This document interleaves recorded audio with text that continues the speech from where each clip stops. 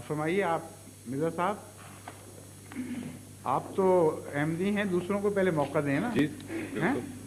कुछ एक दो सवालात हैं जो गैर अहमदी दोस्तों नहीं करने हाँ वो थे। ठीक है, वो कुछ नहीं, खुद नहीं करना चाहते। बहुत अच्छा। तो एक तो सवाल ये है कि अहमदिया जमात को गैर मुस्लिम करार देने के बाद इनकी अजान रोक दी गई है। क्या कोई वाक़या ऐसा है हज़रत रसूल पाक सल्लल्लाहु अलैहि वसल्लम के ज़माना में कि उन्होंने किसी गैर मुस्लिम से अजान दिलवाई हो या अजान किसी गैर मुस्लिम ने दी हो? अगर ऐसा वाक़या पेश आया है तो वो कब पेश आया है, कहाँ हुआ है, और अगर वो हुआ है तो उसके होते हुए आज के जो मौलवी हैं वो उनका क्या जवाब है कि अगर हमें वो गैर मुस्लिम भी समझते हैं तो अजान रोकने का क्या हक है? इसका सवाल मैंने जैसे कि पहले कहा था, इसका जवाब देना तो उनका जिम्मा है जो ये काम करते हैं।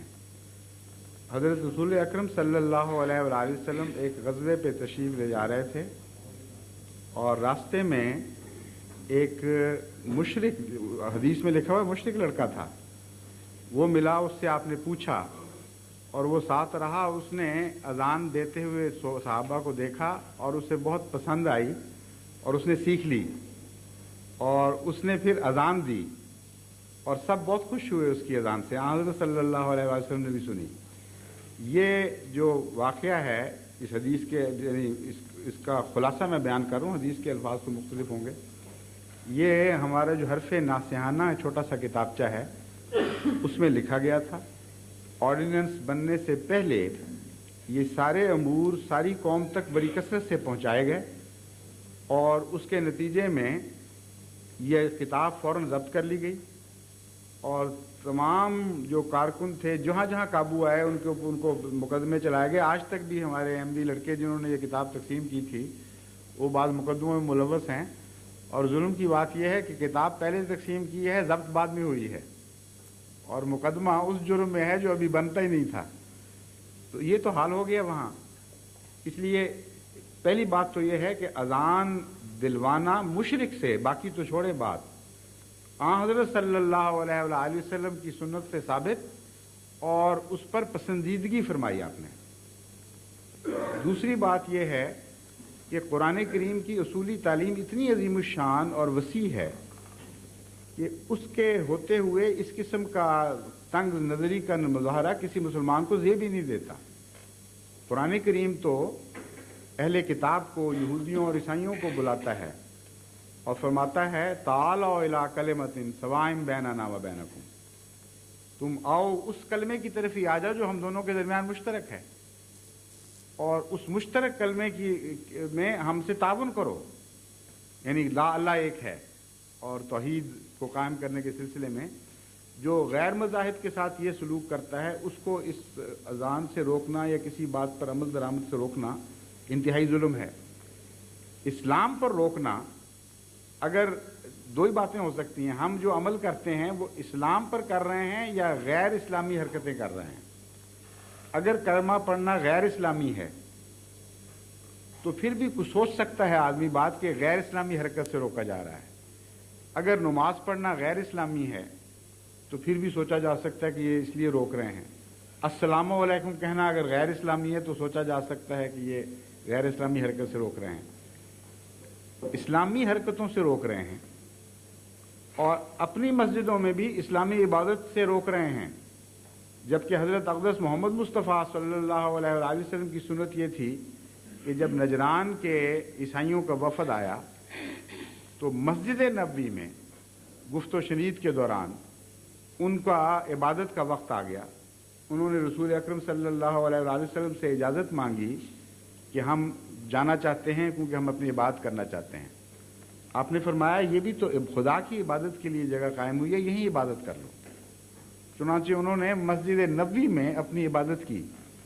यानी हज़रत अक़दस मोहम्मद मुस्तफ़ा सल्लल्लाहु अलैहि वसल्लम मस्जिद नबवी जैसी पाकीज़ा जगह में, जो मुसलमानों के नज़दीक बैतुल हरम के बाद सबसे मुक़द्दस मस्जिद है, वहाँ गैर मुस्लिमों को अपनी इबादत की इजाज़त देते हैं और यहाँ इस्लामी इबादत से अंगेख्त हो जाते हैं, कहते हैं हम मुश्तिल हो जाते हैं, बर्दाश्त नहीं कर सकते। کہ جن کو ہم غیر مسلم سمجھ رہے ہیں وہ اسلامی طریقے اختیار کریں. اب کوئی عقل ہونی چاہیے. کوئی دستور دنیا کا ایسا ہے جس کی روح سے اس قسم کی حرکتیں جائز ہوں؟ کوئی انسانی قدر ایسی ہے جس کے پیمانے پر ان حرکتوں کو آپ ناپیں اور کہیں کہ ہاں ٹھیک بیٹھتی ہیں؟ واقعہ جو ہو رہا ہے وہ عام مسلمانوں کو پتہ ہی نہیں کہ ہو کیا رہا ہے. انہوں نے ہمیں غیر مسلم کیوں قرار دیا؟ وہ تو پہلے سے کہہ رہے تھے غیر مسلم. سارے علماء سب کہہ رہے تھے جو دین کا علم رکھنے والے ہیں وہ غیر مسلم تو ہمیں شروع سے کہتے چلے آ رہے ہیں. حکومت سے کیوں کہلوایا؟ اس اسمبلی سے کیوں کہلوایا جس میں اکثر مسلمان ممبروں کو پتہ ہی نہیں تھا اسلام کیا ہوتا ہے؟ کوئی سیاسی سازش ہے، کوئی دینی بات ہی نہیں. کیونکہ دین کے نمائندہ تو علماء ہیں، ان کا کہنا کافی تھا. انہوں نے کہا غیر مسلم ہیں، سب کو مان لینا چاہیے تھا یا مان لیتے ہوں گے، لیکن ان کو حکومت کی مجبوری کیوں پیش آئی؟ ایک سیاسی فیصلہ تھا، ایک سازش تھی. میں بتاتا ہوں کس طرح وہ آگے چلی ہے.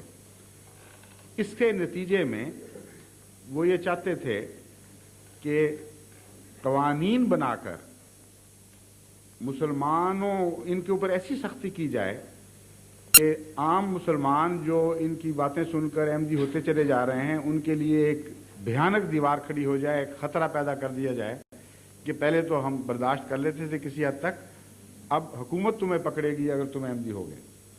اور حکومت نے اعلان کر دیا کہ غیر مسلم ہیں تو عوام الناس بھی اور جو مذہب کا براہ راست علم نہیں رکھتے وہ کہیں گے اب تو بڑی بڑی بات ہو گئی ہے، حکومت نے کہہ دیا غیر مسلم ہوں گے. یہ کیا انہوں نے، بڑی اونچی دیوار بنا دی، لیبل لگا دیا کہ اب احمدی قانون کے نزدیک بھی غیر مسلم ہیں، لیکن احمدی پھر بھی ہوتے رہے. بلکہ اس کثرت سے ہونے شروع ہوئے کہ مارشل لا کے ابتدائی زمانہ میں ایک ان کے جرنیل تھے جنرل چشتی، انہوں نے آزاد کشمیر میں ایک بیان دیا اور وہ اخباروں میں چھپا. اس بیان میں انہوں نے ایک سوال کرنے والے کے سوال کے جواب میں یہ کہا کہ حکومت نے سارے میز لیے کہ جماعت احمدیہ کی اشاعت رک جائے اور دوسرے لوگ احمدی ہونا بند کر دیں جو قانونی ذرائع تھے. لیکن نتیجہ یہ نکلا ہے کہ جب سے یہ قانون 74 میں پاس ہوا ہے اس وقت سے اب تک ان کی افزائش 10% بذریعہ تبلیغ ہو چکی ہے. یعنی ان کی تعداد میں 2-3 سال کے اندر 10% کا اضافہ ہوا ہے ہماری رپورٹوں کے مطابق ان کی تبلیغ کے ذریعے. اب یہ شکل پیدا ہوئی جو ان کے اس اقدام کی پوری شکست کا اعلان تھا. اگر تم یہ سمجھتے ہو کہ غیر مسلم حکومت کے کہہ دینے سے لوگ رک جائیں گے یا اپنی عقل سے کام نہیں لیں گے، حکومت کی عقل سے کام لیں گے، یہ تو نہیں ہو سکتا. اس کے نتیجے میں اسکیمیں بنائی گئیں کہ اب زیادہ سختی کی جائے، زیادہ شدت اختیار کی جائے ظلم میں. اور ایک فیصلہ یہ کیا گیا جو آرڈیننس ہے 84 کا، اس کی روح یہ ہے کہ یہ بحث نہیں ہے کہ ہم ان کو غیر مسلم سمجھتے ہیں. بحث اب یہ ہے کہ جو ہم سمجھتے ہیں وہ یہ بن کے دکھائیں، اور اگر وہ یہ نہیں بنیں گے تو ہم ان کو ماریں گے. یہ ویسی بات ہے کہ کوئی انسان کسی کو کہہ دے میں تمہیں کتا سمجھتا ہوں، اکثریت ہے کہہ دے کتا کیا بیچارہ کر سکتا ہے اکیلا، لیکن اس کے باوجود لوگ ویسا آدمی بننے سے باز نہ آئیں. تو پھر فیصلہ کیا جائے کہ یہ بات نہیں ہوگی. اب جس کو ہم کتا سمجھیں وہ بھونک کے دکھائے، وہ کتوں والی حرکتیں کرے، کتوں والی غذا کھائے، کتوں والا ذریعہ زندگی کا بنا لے، تب ہم چھوڑیں گے، ورنہ معاف نہیں کریں گے. بین ہی یہ سلوک اب جماعت احمدیہ سے کیے جا رہے ہیں. غیر مسلم وہ ہمیں سمجھتے ہیں، سمجھتے رہے، ہمیں کیا فرق پڑتا ہے، ہم نے خدا کو جان دینی ہے، مولویوں کو جان تو نہیں دینی ہے، حکومت پاکستان کو نہیں دینی جان. کہتے ہیں ہم تمہیں غیر مسلم سمجھتے ہیں اس لیے تم غیر مسلم بن کے دکھاؤ، ورنہ ہم تمہیں معاف نہیں کریں گے، تمہیں قتل کریں گے. اب یہ جو صورتحال ہے مرتد کی سزا وغیرہ یہ سارا چل رہا ہے سلسلہ، اس کی روشنی میں اب آپ یہ پوزیشن دیکھیں احمدیوں کی کیا بنتی ہے اس ملک میں. پہلی بات یہ کہ ہم چونکہ تمہیں غیر مسلم سمجھتے ہیں اس لیے تمہیں یہ کہنے کا حق نہیں کہ خدا ایک ہے. دوسری بات، چونکہ ہم تمہیں غیر مسلم سمجھتے ہیں اس لیے تمہیں یہ کہنے کا حق نہیں کہ محمد مصطفیٰ صلی اللہ علیہ وآلہ وسلم سچے ہیں. جب تم کہتے ہو تو ہمارے تن بدن میں آگ لگ جاتی ہے، ہم مشتعل ہو جاتے ہیں، اس لیے ہم تمہیں ماریں گے یا قید کروائیں گے یا ذلیل کریں گے. اس لیے تم کلمے کا انکار کرو، چونکہ ہم تمہیں غیر مسلم سمجھتے ہیں، تم کہو خدا ایک نہیں ہے، پھر ہمیں ٹھنڈ پڑے گی، ہمیں چین آئے گا۔ تم کہو محمد رسول اللہ صلی اللہ علیہ وسلم نعوذ باللہ جھوٹے تھے، سچے نہیں تھے، ہم کہیں گے ٹھیک ہے اب تم مسلم بنے ہو غیر مسلم، اب ہمیں چین آیا ہے۔ اور جب یہ کر لیں گے تو پھر کہیں گے اب تو تم مان گئے نا، مرتد ہو گئے تم، اب سزا قتل ہے۔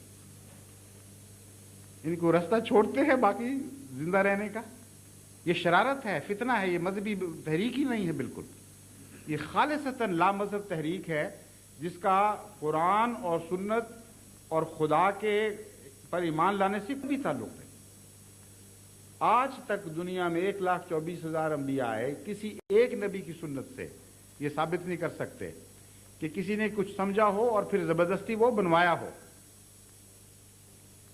اب یہ سلسلہ چلا ہے پاکستان میں کہ جو ہم سمجھتے ہیں ہم تمہیں بنا کے چھوڑیں گے۔ اب یہ بتائیے کہ اتنی سی بات تو معمولی دنیا کے شاعروں کو بھی پتہ ہے کہ جس چیز سے پیار ہو اس کی تعریف سے انسان خوش ہو جاتا ہے۔ غالب کہتا ہے سب رقیبوں سے ہیں ناخوش، پر زنانے مصر سے ہے زلیخا خوش کہ محو ماہ کنا ہو گئیں۔ عام دستور تو رقیبوں سے جلن کا ہے، لیکن زنانے مصر سے زلیخا کتنا خوش ہوئی جب انہوں نے یوسف کے حسن کی تعریف کی۔ تو یہ زنانے مصر جیسے بھی نہیں بن سکتے۔ حضرت اقدس محمد مصطفیٰ صلی اللہ علیہ وآلہ وسلم کی سچائی کا اعلان کریں تو کہتے ہیں ہمیں آگ لگ جائے گی، ان کو جھوٹا سمجھیں اور کلمے سے توبہ کریں تو کہتے ہیں ہمیں چین آئے گا۔ اس کا نام اسلام کیسے ہو سکتا ہے؟ جو مرضی رکھ لیں، یہ اسلام نہیں ہے۔ اور پھر جواب سنیے، اب کتابچے شائع کیے ہیں، مدنیہ کی زبانوں میں ترجمے کیے ہیں، اور اعلان یہ کیا جا رہا ہے کہ ہمیں ہماری تکلیف کی وجہ سن لو۔ کلمے سے نہیں تکلیف یہ ہے کہ ایسے پلید لوگ، ایسے ناپاک لوگ یہ کلمہ پڑھتے ہیں، کہتے ہیں ٹٹی پر اگر اللہ کا نام لکھ دے کوئی تو تمہیں غصہ نہیں آئے گا، گندی جگہ پہ خدا کا نام لکھ دے تو غصہ نہیں آئے گا۔ یہ ایسی خبیث فطرت لوگ ہیں، بھی اتنے گندے ہیں، ناپاک ہیں کہ کلمہ پڑھیں اور ہمیں غصہ آتا ہے کہ خدا کے نام کی ایسی بےزتی۔ اگر یہ دیانت اول تو ایسی احمقانہ دلیل ہے کہ کوئی معمولی سمجھ والا آدمی بھی اس پہ غور ہی نہیں کر سکتا کہ کوئی کہنے والی بات ہی نہیں ہے۔ اس کے کئی پہلو ہیں۔ اگر یہ واقعتاً سچا اعلان ہے تو وہ لوگ جو رسول اکرم صلی اللہ علیہ وسلم کو جھوٹا سمجھتے ہیں، گالیاں دیتے ہیں، لیکن خدا پر ایمان لاتے ہیں، وہ اللہ کا نام لیتے ہیں، اس سے کوئی نہیں تکلیف ہوتی تمہیں؟ ان کو بھی قتل کرو، ان کو بھی گالیاں دو، ان کو بھی مارو۔ جتنے عیسائی ہیں پاکستان میں ان سے بھی یہ حق چھینو، ان کو بھی کہو خبردار جو تم نے خدا کا نام لیا، تم ایسے ناپاک اور گندے لوگ ہو جو رسول اللہ علیہ وسلم کو جھوٹا سمجھ رہے اور پھر خدا کا نام لیتے ہو، تمہیں ہم خدا کا نام بھی نہیں لینے دیں گے۔ دیانت ہی نہیں ہے۔ تقویٰ سے بات چلے تو پھر آگے تقویٰ کے مطابق فیصلے ہونا۔ جب خدا کا خوف ہی نہ رہے تو پھر ایسی بیوقوفی والی حرکتیں کرتے ہیں لوگ۔ اگلا پہلو اس کا یہ ہے کہ کلمہ تو مسلمان بنانے کا راستہ ہے۔ مشرک پڑھے تو مسلمان ہوتا ہے، گندا پڑھے تو پاک ہوتا ہے۔ قرآن کریم فرماتا ہے کہ رسول کریم صلی اللہ علیہ وآلہ وسلم پر آیات اس لیے نازل فرمائی گئیں لِیُزَکِّیہِم وَیُزَکِّیہِم یتلو علیہم آیاتہ ویزکیہم ویعلمہم الکتاب والحکمہ۔ آیات کی تلاوت ان پر کرتا ہے، وہ کان جو سنتے ہیں وہ آیات، وہ تو ناپاک ہوتے ہیں، ان پر کیوں وہ تلاوت کی جاتی ہے؟ لیکن فرماتا ہے اس تلاوت کی برکت سے یزکیہم، ان کو پاکیزہ بناتا چلا جاتا ہے۔ تو کسی احمدی نے کلمہ پڑھ کے پاک ہونا ہو تو کیا کرے؟ کلمہ نہ پڑھ کے پاک نہیں ہو سکتا، کلمہ پڑھنا منع کیونکہ ناپاک کلمہ پڑھ نہیں سکتا۔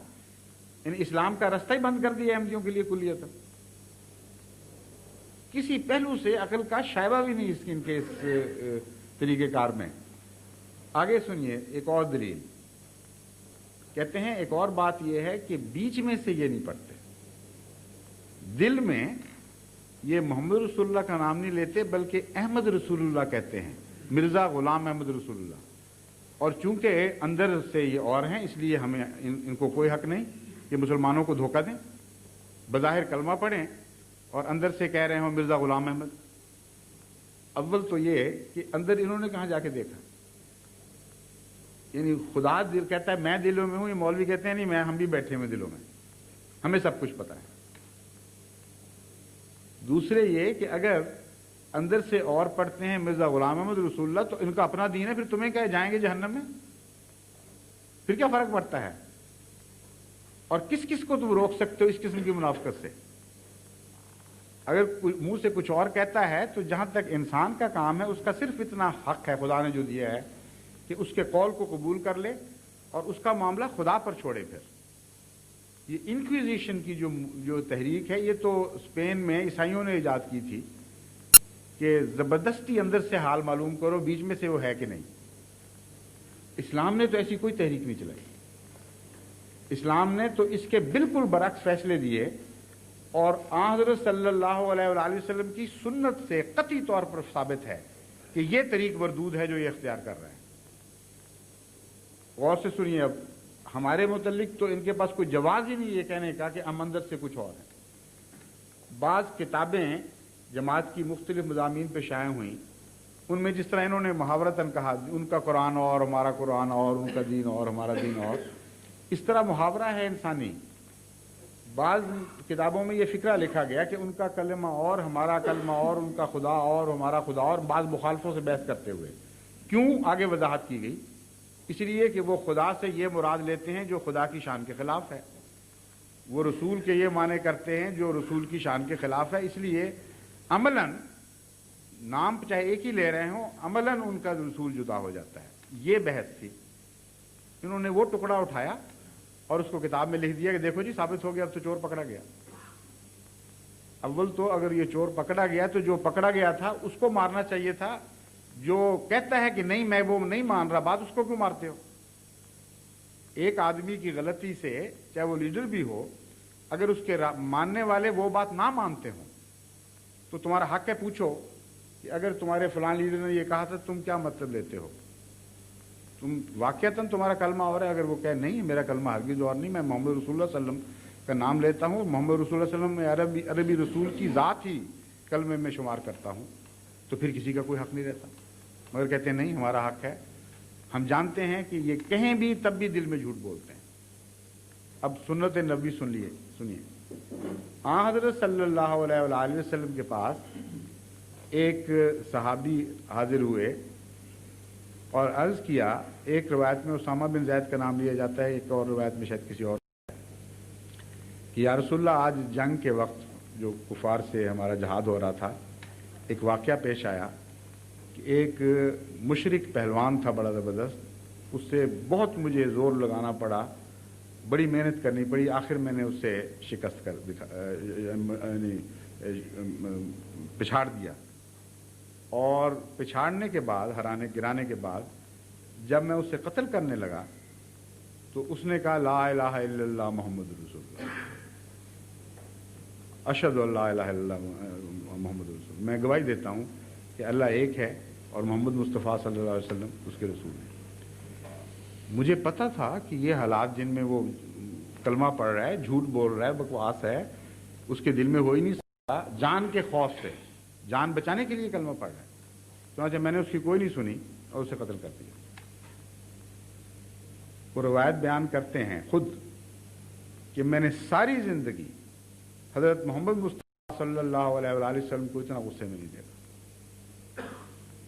تمتما اٹھا چہرہ آپ کا غصے سے، اور بار بار یہ فرماتے تھے کہ قیامت کے دن جب کلمہ تمہارے خلاف گواہی دے گا تم کیا جواب دو گے خدا کو؟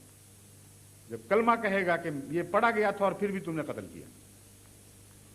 کہتے ہیں اتنی دفعہ کہا کہ اس روایت میں ہے کہ میرا حسرت اٹھی کہ کاش اب رسول اللہ صلی اللہ علیہ وسلم اس کہنا بند کر دیں، اتنی مجھے تکلیف پہنچی۔ ایک اور روایت میں ہے جو اسی قسم کے مضمون کی روایت ہے، وہ بعد میں مسلمان ہوئے تھے جن کے متعلق یہ روایت ہے، انہوں نے کہا کہ جب میں نے رسول اللہ صلی اللہ علیہ وسلم کو یہ بات اپنا واقعہ سنایا تو آن حضرت صلی اللہ علیہ وسلم اتنے ناراض ہوئے، اتنے شدید غصے میں تھے کہ میں نے وہی ملتا جلتی روایت لیکن ایک فرق کے ساتھ کہ آپ نے یہ فرمایا بار بار حلا شققت قلبہ، حلا شققت قلبہ، ए काश तूने दिल फाड़ के देख लिया होता, तूने दिल फाड़ के क्यों ना देख लिया? तुम्हें क्या पता था कि अंदर से क्या कह रहा है और क्यों तुमने कत्ल किया उसको? वो कहते हैं जब इतना दफ़ा फरमाया रसूल करीम सल्लल्लाहु अलैहि वसल्लम ने कि मैंने हसरत की काश मैं आज से पहले मुसलमान ही ना हुआ होता कि मुझे हुजूर अकरम सल्लल्लाहु अलैहि वसल्लम की नाराज़गी का दिन न देखना पड़ता। अब ये सुन्नत मोहम्मद मुस्तफ़ा सल्लल्लाहु अलैहि वसल्लम, जहाँ सबसे ज़्यादा शक की गुंजाइश मौजूद है, कत्ल की छुरी तैयार है, उसके नीचे लेट कर एक आदमी कह रहा है कलमा पढ़ता हूँ, शक की सबसे बड़ी वहाँ गुंजाइश मौजूद है। उसके मुतल्लिक तो हज़रत अक़दस मोहम्मद मुस्तफ़ा सल्लल्लाहु अलैहि वसल्लम का ये फतवा है, और ये आज कहते हैं कि नहीं हमें हक़ है तुम्हारे दिल के हम राज पाएँ, खुद ही फैसला करें कि हमें पता है, और फिर ऐलान करें कि इनको मरदूदों को कत्ल करो, ये झूठा कलमा पढ़ते हैं, कलमा क्यों पढ़ते हैं? आगे सुनिए, कुरान करीम गवाही देता है, सूरह मुनाफिकून में अल्लाह ताला फरमाता है कि इज़ा जाकल मुनाफिकूना क़ालू इन्नका रसूलुल्लाह वल्लाहु यालमु इन्नका लरसूलुहु वल्लाहु यशहदु इन्नल मुनाफिकीन लकाज़िबून। कि ये जब तेरे पास आते हैं मुनाफिक, ये आके कहते हैं कि तू अल्लाह का रसूल है, तेरा कलमा पढ़ते हैं, अल्लाह जानता है कि तू अल्लाह का रसूल है, उससे बेहतर कौन जान सकता है, लेकिन अल्लाह गवाही देता है कि ये झूठे हैं, ये मुनाफिकत कर रहे हैं, ये तुझे रसूल नहीं समझते। इससे ज्यादा पक्की गवाही किसी के झूठ पर दी जा सकती है? अल्लाह मुखातिब हो मोहम्मद मुस्तफ़ा सल्लल्लाहु अलैहि वसल्लम से और खुद बता रहा हो कि ये जालिम झूठे हैं, जब तेरे पास आते हैं तो कहते हैं तू रसूल है, झूठी गवाही देते हैं, हरगिज़ तुझे रसूल नहीं समझते। क्या उसका नतीजा निकला? ऐसे लोगों का कत्ल जायज़ है कि नहीं? फिर अगर कत्ल इस्लाम में इसकी सजा है, ऐसे लोगों को कलमे से रोकना फिर जायज़ बनता है कि नहीं बनता, अगर मौलाना की दलील दुरुस्त है? सारी जिंदगी इसके बावजूद एक शख्स को भी रसूल अकरम सल्लल्लाहु अलैहि वसल्लम ने कलमा पढ़ने से नहीं रोका, जिसको खुदा कहता था कि झूठ बोल रहे हैं। अब बताइए, ये इस्लाम की पैरवी कर रहे हैं या किसी और दीन की पैरवी कर रहे हैं? चैलेंज है मेरा, सारी जिंदगी हज़रत अक़दस मोहम्मद मुस्तफ़ा सल्लल्लाहु अलैहि वसल्लम की 23 साल जिंदगी नबूवत में एक शख्स को भी कलमे से रोका हो या किसी को कलमे से रोकने दिया हो, और खुदा गवाही दे रहा है कि झूठ बोल रहे हैं, कलमा नहीं पढ़ रहे हैं, अंदर से कुछ और कह रहे हैं, बकवास करते होंगे दिल के अंदर, लेकिन फिर भी ये हुक्म। इसके बरअक्स जिसके मुतल्लिक खुदा ने यह गवाही दी, वो उसके साथी, उसको वो मालूम थे लोग, ये नहीं कि गैर मारूफ लोग थे, उनका नक्शा भी कुरान करीम ने खींचा, तफसील बयान की कि ये हरकतें करते हैं और जानते हैं मुसलमान उनको वो कौन हैं। उनको जाके इस्तिग़फ़ार के लिए कहते हैं आ जाओ रसूलुल्लाह सल्लल्लाहु अलैहि वसल्लम से माफ़ी मांगो, वो तुम्हारे लिए इस्तिग़फ़ार करेंगे, खुदा से नेक दुआ चाहेंगे, और उसके जवाब में तकब्बुर और तज़हीक से काम लेते हैं, कहते हैं बिल्कुल नहीं, मुंह मोड़ लेते हैं। ये सारा नक्शा उनका खींचा। और उनमें से जो मुनाफिकों का सरदार था अब्दुल्ला बिन उबई बिन सलूल, वो जब मरा तो रसूल अकरम सल्लल्लाहु अलैहि वसल्लम का क्या सलूक था? आप खुद उसके जनाजे पर तशरीफ ले गए, उसका जनाजा पढ़ने के लिए खड़े हुए। हज़रत उमर रज़ी अल्लाह ताला अन्हु बयान करते हैं कि मैं सामने चला गया, दू बदू छाती के साथ छाती सामने करके मैंने अर्ज़ किया कि या रसूलल्लाह, इनके मुतल्लिक़ कुरान ये कहता है, क्या आप पर यह कुरान नाजिल नहीं हुआ कि ये मुनाफिक हैं, ये ऐसे हैं, ये ऐसे हैं? और जो इनमें सरदार है जिसने आपके मुतल्लिक ये खतरनाक बकवास की, इतनी जिल्लत अमीज बातें की और आपको अपनी तरफ से नापाक जुबान बोल के जलील करने की कोशिश की, ये वो है कि नहीं? आप मुस्कुराते रहे। हज़रत उमर कहते हैं सुनते रहे बात चुप करके। तो इसके बावजूद आप इनका जनाजा पढ़ते हैं। रसूलुल्लाह सल्लल्लाहु अलैहि वसल्लम ने फरमाया, और फिर ये भी कहा कि अल्लाह ताला आपको कहता है कि तू इनके लिए इस्तिग़फ़ार करे या ना करे, खुदा बख्शेगा नहीं इनको। अब बताएं इनका जनाजा क्यों पढ़ते? रसूलुल्लाह सल्लल्लाहु अलैहि वसल्लम ने फरमाया कि जब तक खुदा मुझे जनाजा पढ़ने नहीं देता, मैं पढ़ूंगा और इस्तिग़फ़ार करूंगा। اور اگر مجھے علم ہو جائے کہ 70 مرتبہ سے زیادہ استغفار کرنے سے خدا ان کو بخش دے گا تو میں 70 سے زیادہ مرتبہ ان کے لیے استغفار کروں اور جنازہ پڑھاؤں۔ حضرت عمر رضی اللہ تعالیٰ عنہ فرماتے ہیں کہ ساری عمر میں شرمندہ رہا، یعنی اس بات کا اظہار کہ میری سوچی کیا، غلام اللہ کا رسول اللہ صلی اللہ علیہ وسلم پر نازل ہوا، وہ بہتر سمجھتے ہیں، اور میں اٹھ کے آپ کو قرآن کے معنی بتا رہا تھا کہ یہ معنی ہے، یہ معنی ہے۔ لیکن جو بات نعوذ باللہ رسول اللہ صلی اللہ علیہ وسلم کو پتہ نہیں تھی، جو بعد میں حضرت عمر کو سمجھ آ گئی، آج ان مولویوں کو سمجھ نہیں آ رہی۔ جو کہتے ہیں جو رسول اللہ صلی اللہ علیہ وسلم کو پتہ نہیں تھی وہ ہمیں پتہ ہے، یہ مطلب ہے قرآن، اور جو حضرت عمر کو سمجھ آ گئی وہ ہمیں سمجھ نہیں آ رہی۔ اگر تقویٰ سے کام لینا ہے تو یہ دو ٹوک باتیں ہیں، اپنے نفس پہ غور کر کے دیکھیں، کوئی شائبہ بھی سچائی کا ہے اس بات میں کہ کوئی کلمہ پڑھے اور اس کو روکا جائے؟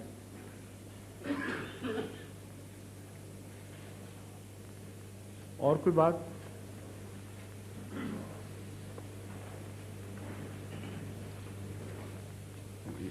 دو تین سوال ہیں اگر اجازت ہو۔ ہاں میں تو آیا اسی لیے ہوں، بیٹھا ہوں آپ کی خدمت پہ، جتنے سوال چاہیں کریں۔ دوسرا سوال ایک ہمارے غیر احمدی دوست کا یہ ہے جی کہ بحیثیت ایز احمدی میں تو جانتا ہوں اور ہمارے کئی دوست جانتے ہیں کہ کیا یہ درست ہے کہ احمدی جو ہیں حضرت مرزا صاحب کو رسول پاک صلی اللہ علیہ وسلم سے زیادہ درجہ دیتے ہیں؟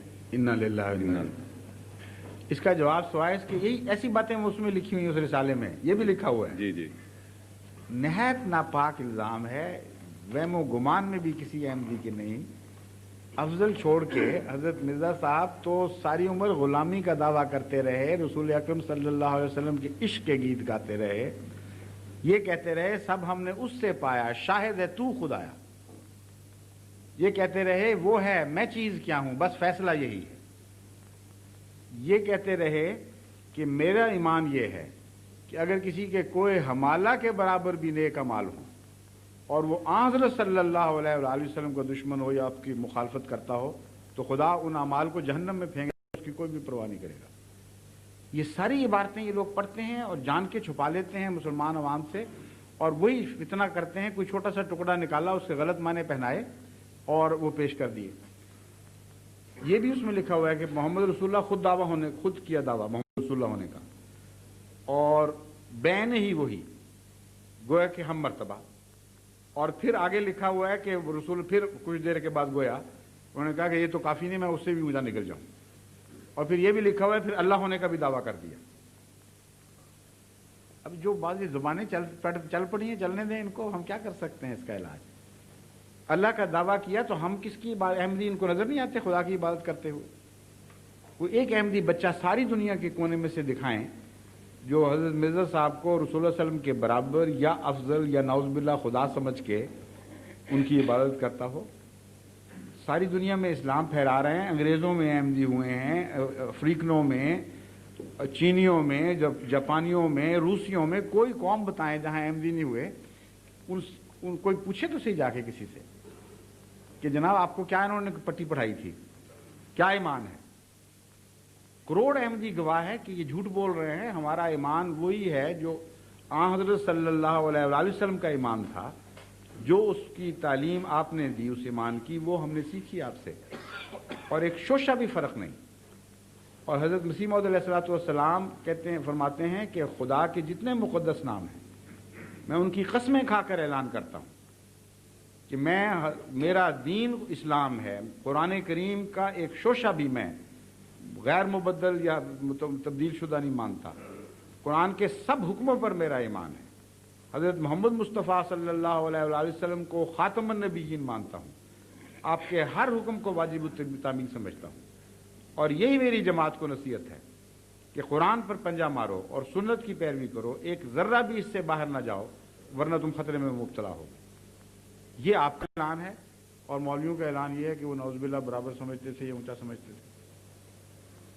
اس قسم کے علماء سے پوچھنا چاہیے کہ جس طرح تم استنباط کرتے ہو، یہ کہہ دیا میں رسول اللہ صلی اللہ علیہ وسلم میں محمد ہوں، اس کا اگر اس پر اعتراض وارد ہوتا ہے بجائے پوچھنے کے کہ کیا مطلب ہے، کن معنوں میں کہا گیا، بجائے آگے پیچھے پڑھنے کے کہ کیا ذکر تھا، کس طرح یہ مضمون باندھا گیا، اگر اس طرح اعتراض کرتے ہو تو پھر تمہارے جیسے ہی تھے جنہوں نے منصور کو سولی پہ چڑھایا، اس نے بھی تو انا الحق کہا تھا، اور آج تک امت روتی ہے کہ کتنا ظلم کیا. کتنا بزرگ متقی آدمی تھا جسے وقت کے مولویوں نے سولی پہ چڑھا دیا، اس نے کہا تھا انا الحق، میں حق ہوں. حالانکہ سمجھے نہیں، ایسے موقع پر مراد یہ ہوتی ہے کہ میں کامل طور پر اس میں جذب ہو گیا ہوں، میں نے اپنا کچھ بھی باقی نہیں چھوڑا. ان معنوں میں گستاخی نہیں ہوا کرتی بلکہ غلامی کی انتہا ظاہر کرتی ہے یہ بات. اگر یہ پھر بھی نہ مانے مولوی تو ان کو آپ قرآن کریم کی ایک آیت بیان کر کے اس کا مطلب پوچھیے.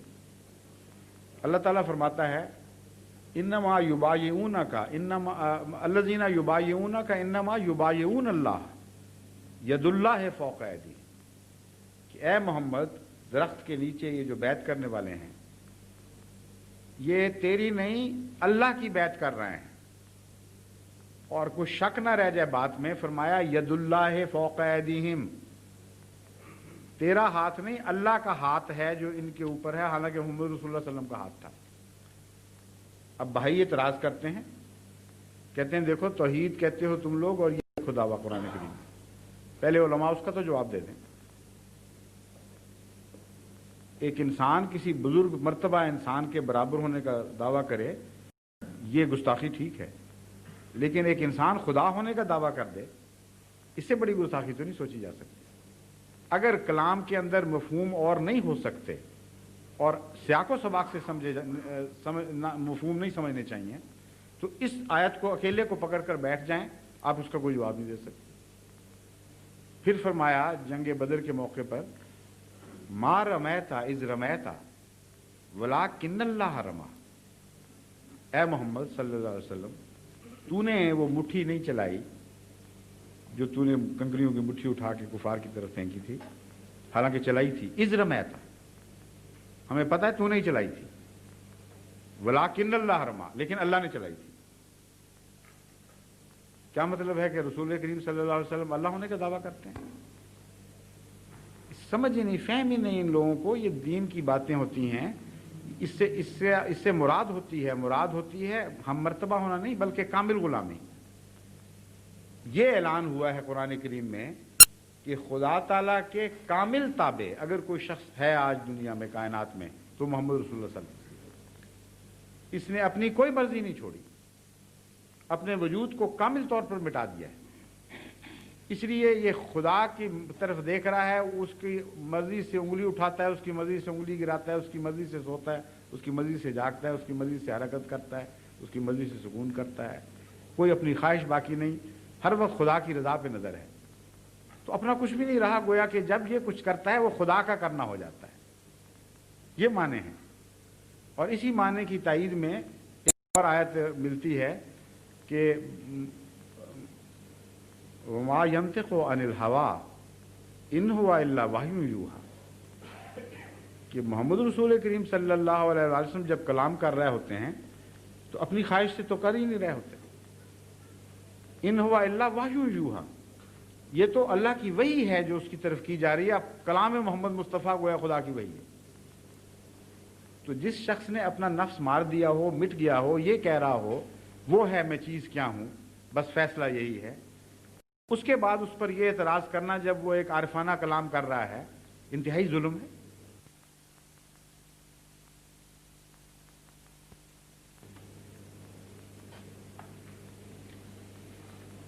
All those, there are certain guests here, I think they are English speaking, or perhaps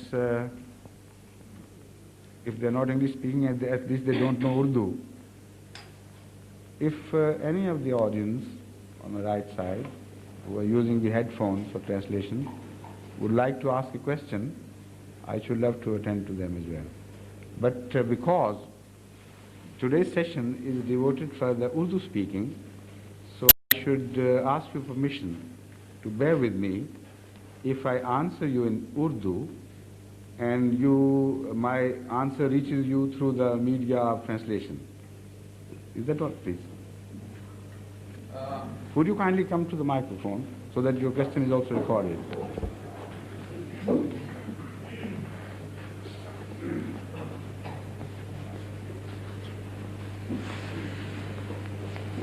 First, I would like to thank Mr. Nasir Ahmad for inviting me to your meeting.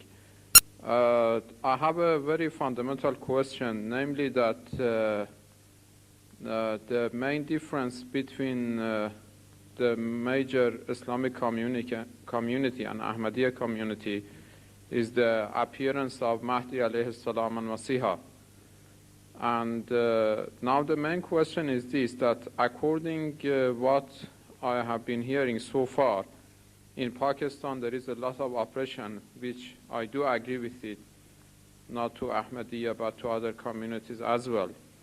And also there is oppression in every other part of the world.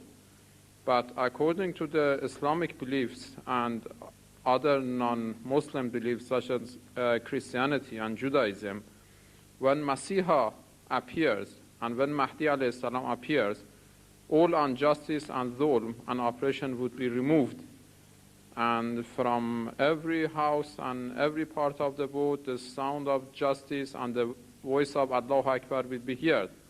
Now we can see practically that none of these things has happened. So how do you regard Ghulam Ahmad as Mahdi? And how do you regard him as Masiha, why none of these things has happened?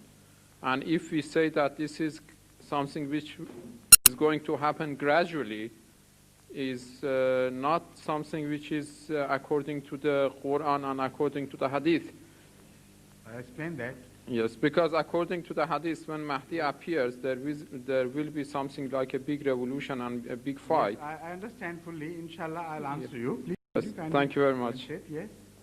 This question has been asked of me so many times that the moment you started, I knew where you were going to end up, so I'll explain that, inshallah, in every respect.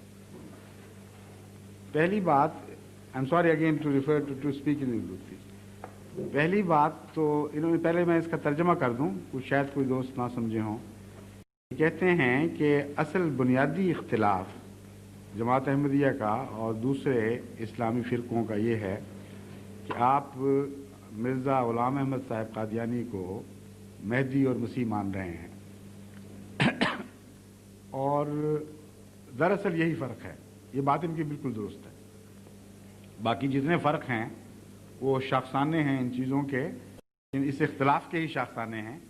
बुनियादी फ़र्क ये है कि वो महदी और वो मसीह जिसके वादे किए गए थे उम्मत से, वो आ गया है कि नहीं, और अगर आ गया है तो कौन है.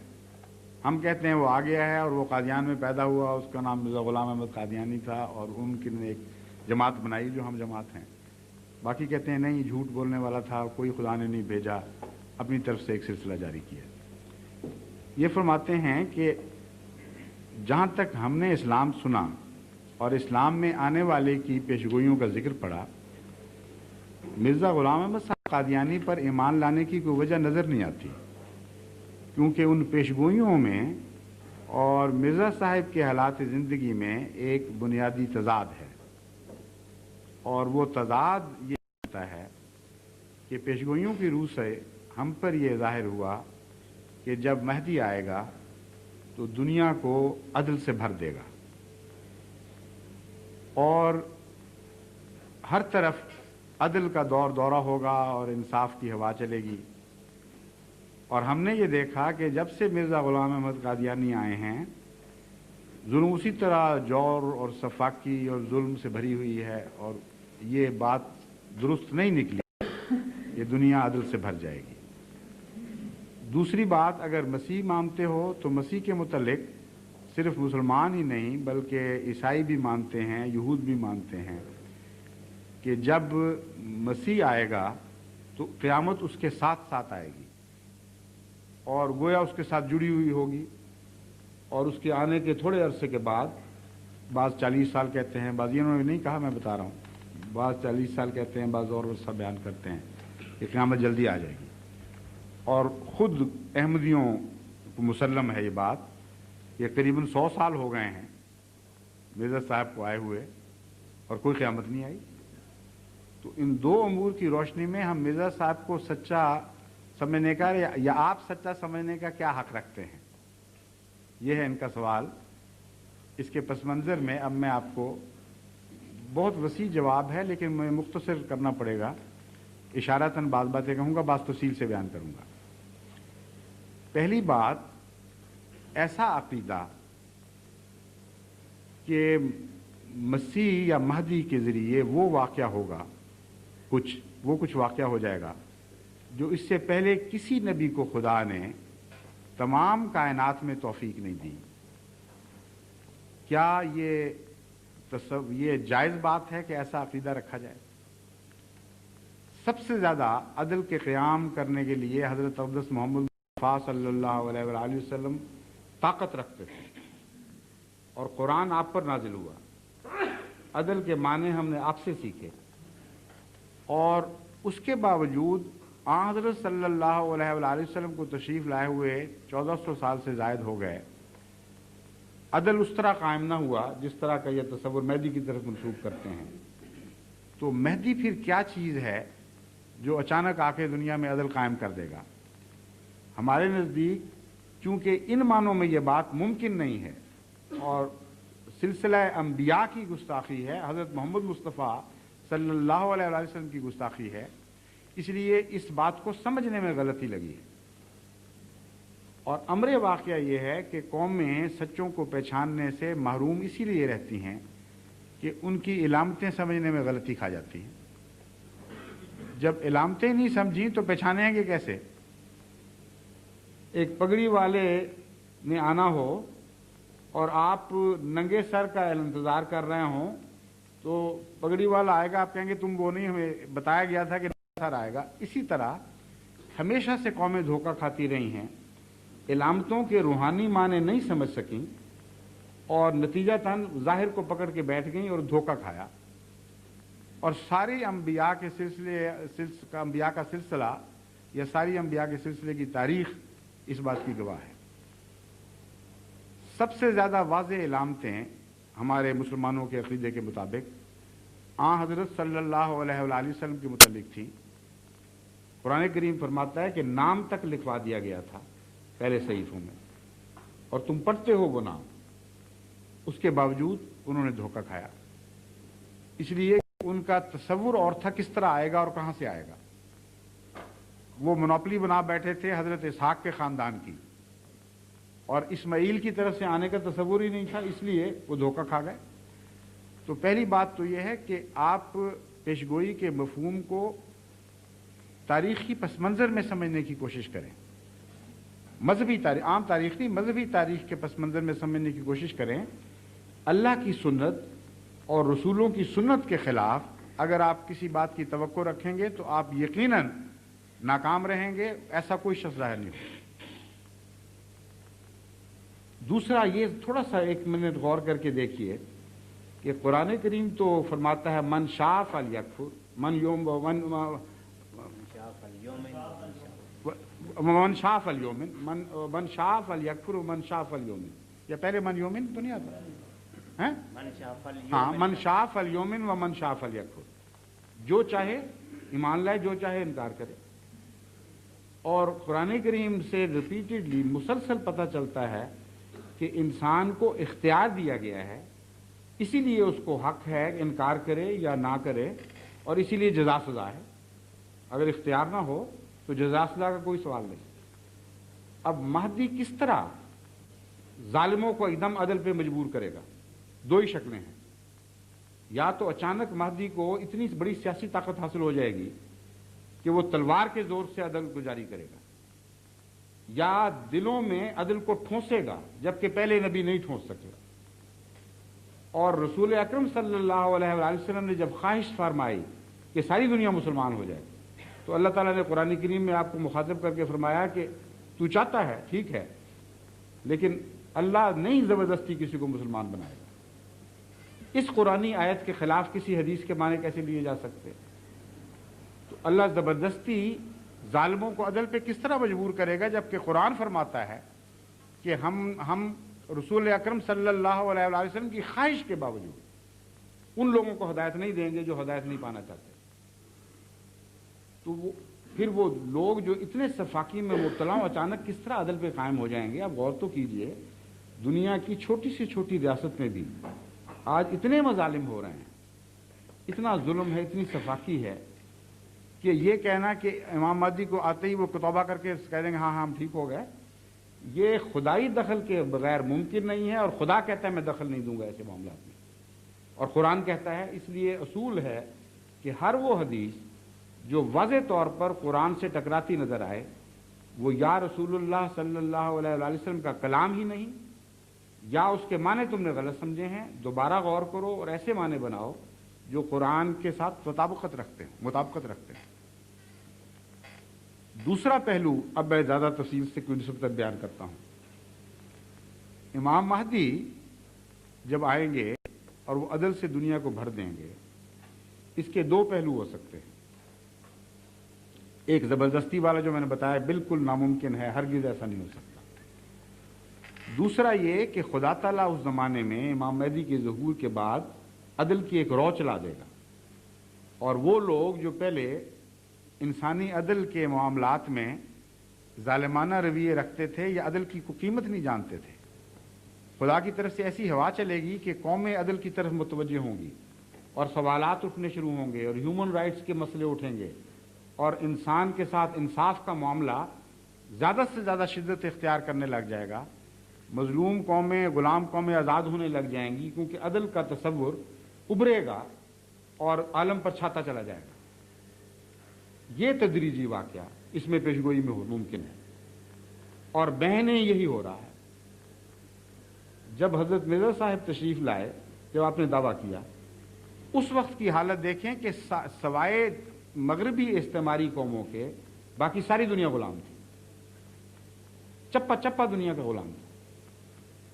پھر ایک عدل کی تحریک اٹھی، پہلے کالوں کی طرف سے اٹھی، پہلے زردوں کی طرف سے اٹھی، دوسرے لوگوں کی طرف سے اٹھی، پھر رفتہ رفتہ پھیلنی شروع ہوئی، پھر خود حاکم قوموں میں داخل ہوئی، یہاں تک کہ آج سفید قومیں سفید قوم افریقہ کے خلاف اٹھ کھڑی ہوئی ہیں کہ تم کون ہوتے ہو عدل کے خلاف چلنے والے اور ناانصافی کرنے والے۔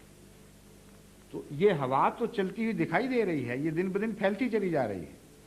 سینکڑوں قومیں آزاد ہو چکی ہیں اس عدل کے تصور کے نتیجے میں، اور اقوام متحدہ اور دوسرے ادارے وجود میں آ رہے ہیں، ایمنسٹی انٹرنیشنل بن رہی ہے، دوسری چیزیں متحرک ہو رہی ہیں۔ اس لیے خدا کی تقدیر اس طرح تدریجاً فیصلے کیا کرتی ہے۔ دیکھنا یہ ہے کہ اس ہوا کے چلنے کا آغاز ہوا کرے، اور وہ پہلے سے بڑی قوت میں، زیادہ قوت کے ساتھ، زیادہ شدت کے ساتھ، زیادہ محسوس ہوتی ہوئی آگے بڑھ رہی ہے کہ نہیں بڑھ رہی۔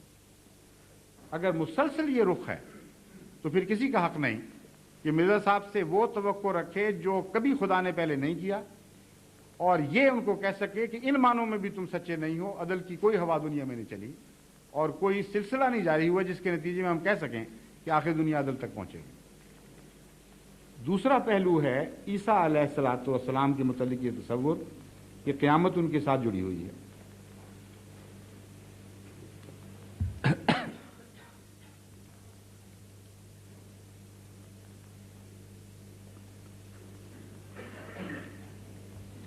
پہلی بات اس سلسلے میں قابل غور یہ ہے کہ امام مہدی ہوں یا عیسیٰ ہوں، اگر 30-40 سال تک اصلاح کے مان بعد خدا نے دنیا کی صف لپیٹ دینی ہے، یہی عقیدہ ہے اور حدیث پر مبنی عقیدہ ہے، تو پھر اس حدیث کا کیا مطلب لیں گے جس میں حضرت صلی اللہ علیہ وآلہ وسلم فرماتے ہیں کہ قیامت اشرار الناس پہ آئے گی، ان لوگوں کی خدا صف لپیٹے گا جو سب سے زیادہ شریر ہوں۔ اور قرآن کریم کی ان آیات کا کیا مطلب لیں گے جن میں اللہ تعالیٰ فرماتا ہے کہ نیکوں کو خدا باقی رکھتا ہے اور بدوں کو مٹاتا ہے، اور اعمال صالحہ کا نام ہی باقیات رکھ دیا، والصالحات الباقیات، یعنی نیک عمل میں زندہ رہنے کی طاقت ہے۔ فَأَمَّا مَا يَنْفَعُ النَّاسَ فَيَمْكُثُ فِي الْأَرْضِ، جو کچھ بھی خدا کے نزدیک نفع بخش ہوتا ہے وہ اس کو جاری رکھا جاتا ہے، اس کو مٹایا نہیں جاتا۔ تو اچانک خدا ان سارے ارشادات کو بھلا کر، قرآن کی تعلیم کو بھلا کر جو اس نے دی تھی، یہ فیصلہ کیسے کر لے گا کہ جب دنیا عدل سے بھر گئی، جب لمبی بدکاریوں کے بعد انسان آخر صالح بن گیا، جب امام مہدی نے اور مسیح نے مل کر عظیم روحانی انقلاب برپا کر دیا جو پہلے کسی نبی کو توفیق نہیں ملی تھی، تو اب ان کو مٹا دو۔ اور رسول اللہ صلی اللہ علیہ وسلم کا احتجاج بھی سنائی دے گا آپ کو ساتھ کہ مجھے خدا نے بتایا ہے کہ اشرار الناس پر قیامت آئے گی، اور تفصیل سے اس مضمون کو بیان فرمایا ہے آپ نے۔ عجیب بات ہے کہ علماء اس بات کو بھلا کر عوام الناس مسلمانوں کو اندھیرے میں رکھ رہے ہیں، کوئی عقل کے خلاف بات کر رہے ہیں، سنت کے خلاف بات کر رہے ہیں۔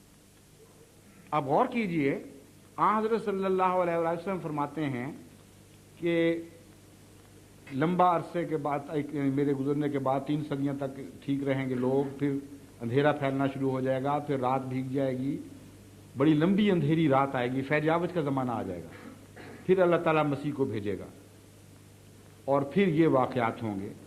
پھر فرمایا اس کے بعد اللہ جب مسیح کو فتح دے گا دعاؤں کے نتیجے میں فتح دے گا، قتال کے نتیجے میں نہیں دے گا، بلکہ خود قتال سے روکے گا، وہی کرے گا اس کی طرف کہ دنیا میں بڑی بڑی جو عظیم قومیں طاقتور نکلی ہیں ان کے خلاف قتال کا ارادہ ہی چھوڑ دو، بلکہ تمہیں پہاڑ کی پناہ لو اور دعا کرو، دعا کے نتیجے میں اللہ تجھے فتح دے گا۔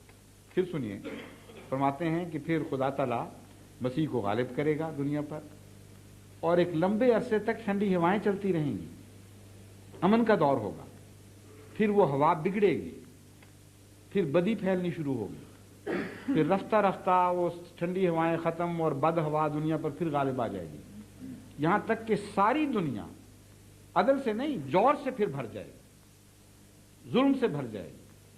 فرمایا اس وقت خدا قیامت کو نازل فرمائے گا اور وہ اشرار الناس پر آئے گی۔ اس عقیدے کی تو بالکل برعکس بات ہے جو عوام الناس میں علماء نے مشہور کیا ہوا ہے۔ وجہ کیوں بعض عوام اس کو مان لیتے ہیں چپ کر کے، میں آپ کو وجہ بتاتا ہوں۔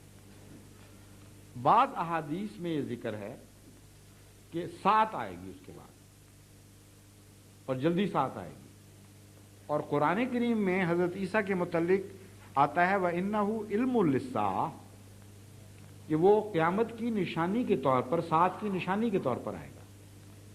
اب قرآن کی اس قطعی گواہی کے بعد، جس کی تائید میں احادیث بھی موجود ہیں، مسلمان علماء نے دھوکہ کھایا ہوگا یا عوام الناس کو انہوں نے یہ بتایا تو وہ مان گئے جلدی سے کہ ہاں پھر مسیح اور مہدی کے آتے ہی قیامت آ جائے گی، حالانکہ یہ غور نہیں کیا کہ قرآن سے ہی پتہ کریں پہلے کہ سات سے مراد کیا ہے۔ اگر وہ قرآن سے پوچھتے سات سے کیا مراد ہے تو یہ معلوم کر کے حیران رہ جاتے ہیں کہ سوائے 2 نبیوں کے کسی کے ساتھ خدا نے سات کا لفظ نہیں جوڑا۔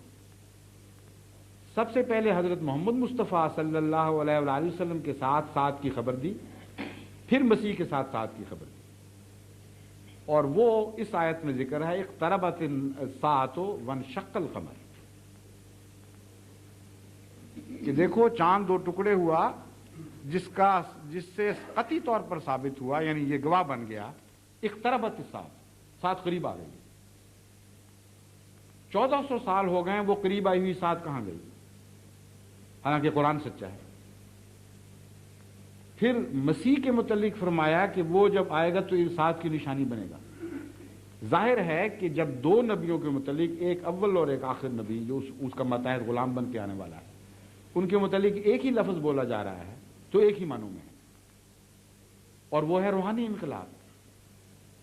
اور تمام پرانے علماء سات کی تعریفوں میں، قرآن کریم کی تفاسیر میں، لغات میں لکھ چکے ہیں کہ سات سے مراد صرف ظاہری طور پر تبدیلی نہیں بلکہ روحانی انقلاب برپا ہوا کرتا ہے۔ اب روحانی دنیا کا جو بادشاہ ہے وہ روحانی سات برپا کرے گا، اور روحانی سات کے نتیجے میں صدیوں کے زندہ ہو جاتے ہیں۔ چنانچہ قیامت کا جو ہمارا تصور ہے سات کا آخر پر، وہ یہی ہے، ایک طرف وہ موت کا اعلان کرتی ہے، دوسری طرف زندگی کا اعلان کرتی ہے، صرف موت کا اعلان نہیں کرتی، اعلان کرتی ہے آؤ اب تم زندہ بھی ہو جاؤ، سور پھونکا جاتا ہے۔ انبیاء جب آتے ہیں، خصوصاً عظیم الشان انبیاء، تو ان کے ساتھ یہ دونوں تقدیریں وابستہ ہوتی ہیں۔ سب سے عظیم الشان سات جو آئی ہمارے عقیدے کے مطابق وہ حضرت اقدس محمد مصطفیٰ صلی اللہ علیہ وآلہ وسلم کی بعثت کے ساتھ آئی، چنانچہ قرآن کریم نے گواہی دی اقتربت الساعۃ وانشق القمر، ساتھ قریب آ گئی، یعنی وہ انقلاب کا وقت آ گیا کہ باقی قومیں مر گئیں اور رسول اللہ صلی اللہ علیہ وسلم زندہ کرنے کے لیے آ گئے۔ اس کا ثبوت قرآن میں مزید موجود ہے۔ فرمایا ایسے وقت میں آیا کہ بر و بحر فساد سے بھر گئے تھے۔ کیا ہے وہ آیت؟ ظاہر الفساد فی البر والبحر، ظاہر کا مطلب ہے غالب آ گیا، کمپلیٹلی مغلوب کر دیا پوری طرح۔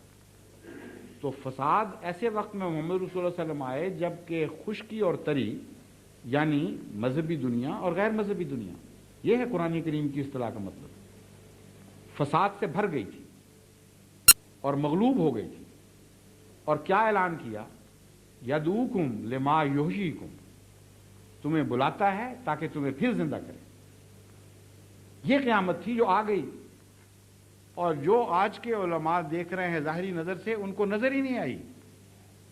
جس قیامت کے وہ منتظر ہیں وہ تو آئی نہیں، وہ تو دنیا میں رمائی نہیں ہوئی، دنیا مر کے مٹی نہیں گئی۔ رسول اللہ صلی اللہ علیہ وسلم کہتے ہیں اقترب، خدا فرماتا ہے اقتربت، اور وہ کہتے ہیں 1400 سال ہو گئے ابھی تک نہیں آئی۔ وہ کہتے ہیں نہیں، مسیح کے متعلق فرمایا اس طرح دو انگلی کی طرح اس کے ساتھ قیامت لگی ہوگی۔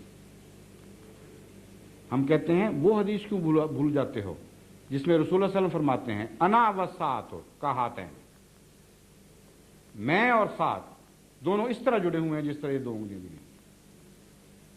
اب کسی مزید تشریح کی گنجائش باقی رہتی ہے؟ تقویٰ چاہیے، صرف نفس کی سعادت چاہیے۔ ہر شریف النفس مسلمان فوراً مانے گا کہ محمد رسول اللہ صلی اللہ علیہ وسلم جو اپنے متعلق کہتے ہیں کہ میں اور قیامت اس طرح جڑے ہوئے ہیں، تو جب وہ مسیح کے متعلق کہتے ہیں اس کا کوئی دوسرا معنی لانے کا ہمیں حق نہیں۔ اور یہ قیامت یقیناً آ چکی ہے کیونکہ رسول اللہ صلی اللہ علیہ وسلم کے ساتھ جڑی ہوئی تھی اور وہ روحانی انقلاب تھا۔ حضرت مسیح موعود علیہ السلام بانی سلسلہ احمدیہ اس قیامت کا ذکر کر کے فرماتے ہیں یہ جو تم نے عجیب ماجرا دیکھا، عرب کے بیابانوں میں ایک عجیب ماجرا دیکھا کہ صدیوں کے مردے زندہ ہو گئے اور پشتوں کے بگڑے الہی رنگ پکڑ گئے۔ یہ کیا تھا؟ یہ ایک فانی فی اللہ کی دعائیں ہی تو تھیں جنہوں نے یہ انقلاب برپا کیا۔ تو مسیح اس کے سوا کوئی اور قیامت برپا نہیں کر سکتا، نہ کوئی اور انسان دنیا میں کر سکتا ہے، اور اسی قیامت کی ویلیو ہے، اسی کی قیمت ہے۔ ورنہ ظاہری طور پر مٹانا ہو تو ویسے ہی عقل کے خلاف بات ہے کہ نیک بنا کے خدا مار دے، اور جبکہ خود فرماتا ہے کہ میں تو وارننگ دیتا ہوں لوگوں کو عذاب سے پہلے کہ نیک بن جاؤ، اس لیے بھیجتا ہوں نبی کہ ڈرائیں، اگر نہیں بنو گے تو ہلاک ہوگے۔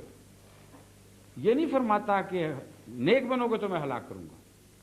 حضرت نوح نے کیا کیا، پہلے نبیوں نے کیا۔ قرآن نے تو اتنا کھولا ہے مضمون کہ اس کے بعد ایک لمحہ کے لیے بھی کسی مسلمان کو یہ وہم بھی نہیں ہونا چاہیے کہ وہاں ساتھ سے کوئی ظاہری قیامت مراد ہے۔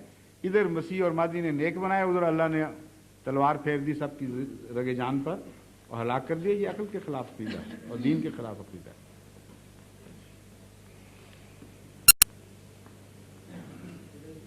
ہاں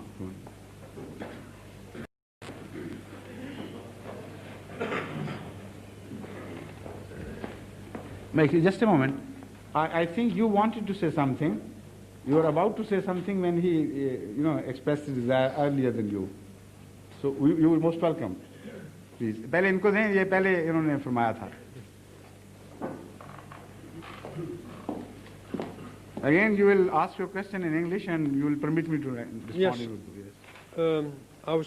I didn't know until this morning that there was a sect of Islam which believed that the Messiah had already come for the second time, and I didn't know about this man. You didn't know that? No, I didn't know this. So I'm a bit confused. And also I always thought that when the Messiah came a second time, the day of judgment would occur at that time. The day of judgment would occur at that time because there would be a judgment of the righteous and a judgment of the wicked. Yes. And also, I'm wondering whether, although the first question this morning was that well, it was the two Qurans of the one sect and one of the other sect different, and I accept that they're the same. Although I'm not really too familiar with the Quran, but I accept that. What I want to know is, did this man add to the Quran? I mean, like he never took anything away, but did he add anything to it? I'll explain that. Okay, thank you. इनका सवाल पहले तो है कि मैं बाद बातें मुझे यहाँ आके मालूम हुई, मुझे पहले पता नहीं था कि क्या सही अकीदा क्या है जमात का या मसीह के मुतल्लिक़ क्या मानते हैं। अब आखिर पे फरमाते हैं कि मेरा असल अब सवाल ये है कि मिर्ज़ा साहब जो आए तो इन्होंने कुरान में कोई इजाफा किया। ये सवाल बड़ा दिलचस्प है और ये उठाया जाता है मुख्तलिफ सिंध से, हालांकि ये अंग्रेज़ हैं और ज़्यादा वाकिफ़ नहीं मुसलमानों के, लेकिन तजुब है इनके दिल में भी ये सवाल उठा है।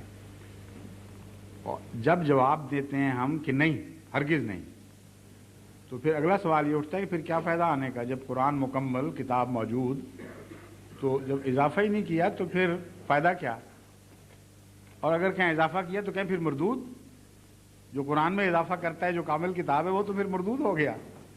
तो गोया सवाल ऐसा है कि जिसका जवाब एक शायर के कौल के मुताबिक हमारे वास्ते राह अदम यूं भी है और यूं भी, जो कुछ भी जवाब दोगे तुमने मरना ही मरना है। इस किस्म का ये सवाल है। इन्होंने इस नीयत से नहीं किया, मगर मुझे यकीन है इनके हुस्न ज़न्नी करता हूँ, लेकिन अक्सर उलमा अपनी तरफ से हमें इस तरह फंसाने की कोशिश करते हैं। इसका सीधा जवाब ये है कि कुरान में इजाफे के लिए नहीं, बल्कि कुरान में इजाफों को मिटाने के लिए आए हैं। मानवी इजाफे किए गए हैं कुरान में, ऐसी बातें कुरान की तरफ मंसूब की गई हैं जो कुरान ने कभी नहीं कही, लेकिन कुरान सामने पड़ा हुआ है, उसके बावजूद वो बातें मंसूब की जा रही हैं। और ऐसे मुतजाद अकायद मंसूब किए जा रहे हैं कुरान की तरफ कि अगर एक सच्चा है तो दूसरा लाजमन झूठा है, और उसके लिए हकम अदल की ज़रूरत है। फैसला करने वाला जो अल्लाह के नूर से हदायत पाकर फैसले दे कि ये बात दुरुस्त है और ये गलत है। इसलिए हज़रत सल्लल्लाहु अलैहि वसल्लम ने जिन पर मुकम्मल कलाम नाजिल हुआ, इसके बावजूद महदी और मसीह की खबर दी, और काम उसका ये दोनों का ये बताया वो हकम और अदल होंगे। मालूम होता है इख्तलाफ होने हैं कुरान के बावजूद खुद कुरान के बारे में, और उन बातों का वो फैसला देगा। फिर अब गौर करके देखें जब, तो पता चलता है कि वाकई ज़रूरत है खुदा से हदायत याफ्ता शख्स की न सिर्फ फैसले दे बल्कि दलाइल पेश करे, मजमून को खूब निखार कर बयान करे, ताकि लोगों के दिल भी मुतमईन हो। यही कुरान है जिसकी बाद आयात से एक फ़िरका ये मतलब लेता है कि हज़रत रसूल करीम सल्लल्लाहु अलैहि वसल्लम बशर हैं, और इस पहलू से वो हमारे भाई के बराबर हैं, हमारे जैसे इंसान हैं, उनमें कोई भी फ़र्क नहीं है। और दूसरा फ़िरका ये कहता है कि नूर हैं, और जो बशर कहे वो फ़ौरन दायरा इस्लाम से खारिज हो जाता है, और उसका कुरान से कोई भी ताल्लुक़ नहीं रहता। एक और आयत क्या पढ़ते हैं, कुल इन्नमा अना बशरुम मिस्लुकुम यूहा इलैया अन्नमा इलाहुकुम इलाहुन वाहिद। ए मोहम्मद ये ऐलान कर दे कि मैं बशर हूँ, मिस्लुकुम तुम्हारी तरह का, इन्नमा इलाहुकुम इलाहुन वाहिद, खुदा तुम्हारा एक ही है, उसका कोई शरीक नहीं।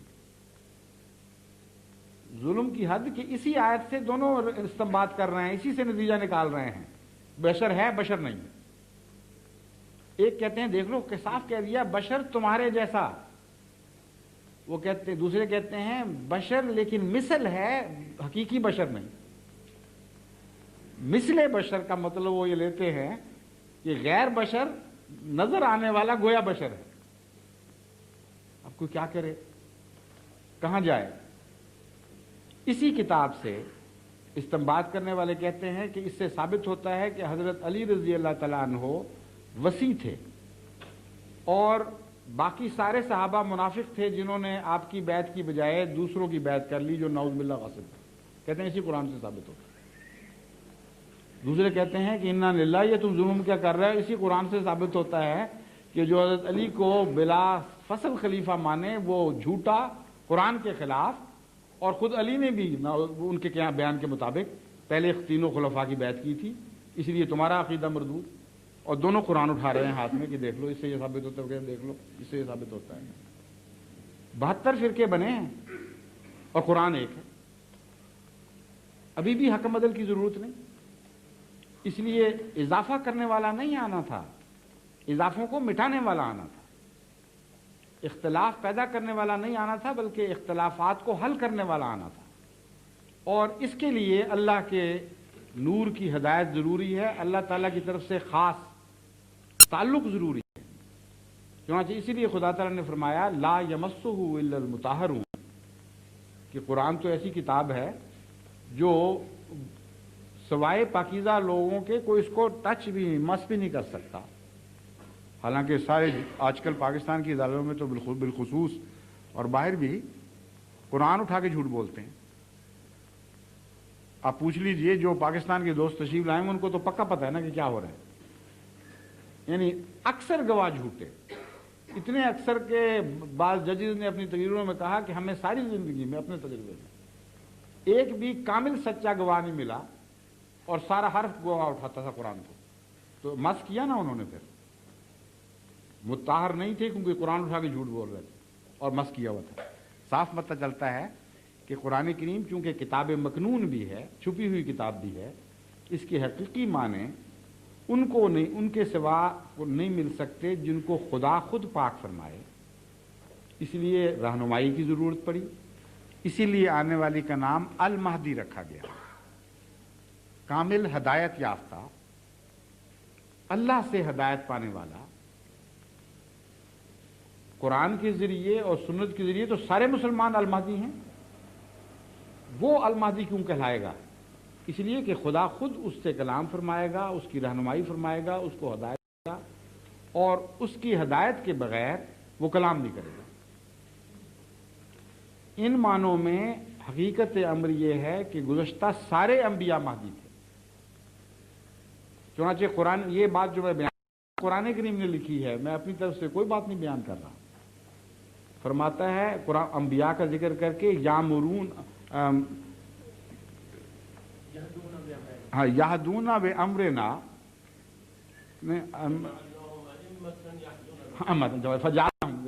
جزاکم اللہ، فجعلناہم ائمۃ یہدون بامرنا، and the remaining you remember this یامرون No, not after this. After this, khair, the word khair is mentioned, that they call towards khair. Hafiz Sahib, you remember this? Hafiz Sahib? No, that is a different verse. Yes, I know. What I mean to say is that immediately after this verse, which is not complete, thank you for telling me the previous part, the one preceding, but there is also a following part. سنائیے، بتایا تو رہا ہوں، میں سنا تو رہا ہوں کہ وَجَعَلْنَاهُمْ أَئِمَّةً يَهْدُونَ بِأَمْرِنَا، نہیں، اچھا، anyway, this is enough for the time being, let it suffice۔ یہ سورہ انبیاء میں بھی ہے اور 2-3 جگہ اور بھی اسی آیت کو اسی طرح بیان فرمایا گیا ہے کہ خدا انبیاء کا لسٹ بتائی گی کہ یہ انبیاء تشریف لائے، ان کا نام کیا رکھا، وہ کیا کرتے تھے۔ فرمایا یہدون، ہم نے ان کو امام بنایا۔ پہلی ان کی صفت یہ بیان فرمائی کہ وہ سارے انبیاء ائمہ تھے اور ایسے امام تھے جن کو ہم نے بنایا تھا، خود نہیں بن گئے تھے۔ دوسری یہ بات بیان فرمائی یہدون بامرنا، وہ اپنی طرف سے ہدایت نہیں دیتے تھے بلکہ ہمارے حکم کے مطابق ہدایت دیتے تھے، یعنی مہدی تھے۔ ہادی وہ ہوتا ہے جو اپنی طرف سے ہدایت دے رہا ہے، مہدی وہ ہے جو پہلے ہدایت پاتا ہے۔ تو نبوت کی تعریف ہی یہ فرمائی گئی ہے کہ وہ امام مہدی ہوں گے۔ اور حضرت صلی اللہ علیہ وآلہ وسلم جب فرماتے ہیں کہ میرے غلاموں میں سے اللہ تعالیٰ ایک المہدی پیدا کرے گا اور خدا اس کو حکم اور عدل بنائے گا، تو مطلب بالکل واضح کھل جاتا ہے۔ ضرورت یہ ہے اس کی کہ اپنی طرف سے کلام کرنے والے تو کروڑوں ہوں گے اس وقت، ہر عالم اپنے معنوں کی طرف کھینچ رہا ہوگا، کسی کو الہی سند نہیں حاصل ہوگی، ایک ایسا غلام امت محمدیہ میں پیدا ہوگا جسے خدا تعالیٰ اپنی سند سے ممسوح فرمائے گا، اس کی برکت بخشے گا، اور پھر وہ اس مقام پر کھڑا ہو جائے گا کہ فیصلے فرمائے گا۔